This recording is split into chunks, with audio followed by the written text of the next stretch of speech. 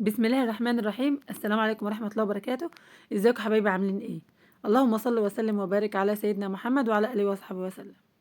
هنعمل مع بعض النهارده شوية ليفت بقى حلوين جدا، ونعرف مع بعض طريقة تخلي الليفت الجميلة المظبوطة اللي تخليه مقرمش معاكي ولونه احمر ويعيش وزي الفل. يلا بينا نسمي الله ونبدأ مع بعض ونشوف عملناها ازاي. الموسم الليفت الايام دي يا جماعة الليفت خضار شتوي، من الحاجات الجميلة جدا اللي بتبقى طرية في الشتاء ومسكرة كده وحلوة. فنشتري بقى اللفت من اي بياع او من اي مصدر، نغسله كويس ونقطعه بالسكينه او بالقطاعه بتاعتنا دي اللي هي بتديله الشكل الجميل المشرشر اللي زي المخلل الجاهز دي. شايفينها بقى من الناحيه دي، الناحيه دي عامله ازاي، او اي قطاعه عندنا. هغسله بقى واقطع الكميه كلها بتاعتنا. وبعد ما نقطعها يلا نشوف هنخلله ازاي.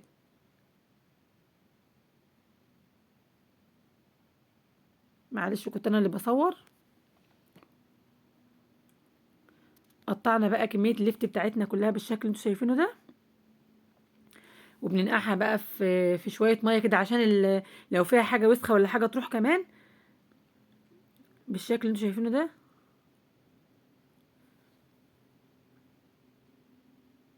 الليفت يا جماعه من الحاجات الجميله جدا والمخلات الخفيفه على القلب، يعني انا بعتبره اخف من الجزر كمان. الليفت بعتبره مخلل اخف من الجزر. خلاص غسلنا الليفت بتاعنا وزي الفل اهو. نخش بقى على المكونات بتاعتنا. كل لتر ميه يا جماعه بنحط له 3 معالق ملح كبار، ومعلقه سكر، وحته بنجر كبيره كده، وربع معلقه خل للكميه كلها يا جماعه. ربع معلقه خل، ربع كوبايه خل سوري، ربع كوبايه خل.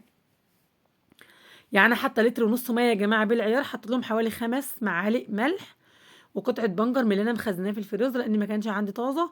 لو عندك طازه يا ريت تحطي طازه.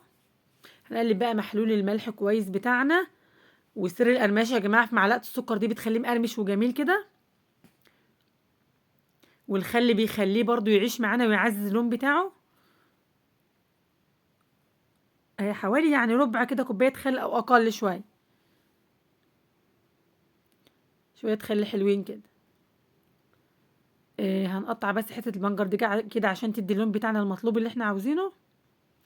ونجيب البرطمان بتاعنا بقى او العلبه بتاعتنا او اي حاجه نخلي فيها، نكون غسلناها كويس ومعقمينها بنقطه خل، ونفرغ الليفت فيها. وخلاص قطعنا حته البنجر بتاعتنا اهي.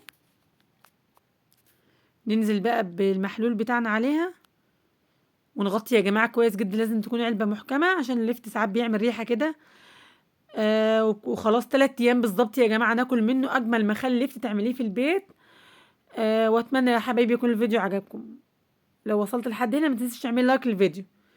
استودعكم الله يا حبايبي. السلام عليكم ورحمة الله وبركاته.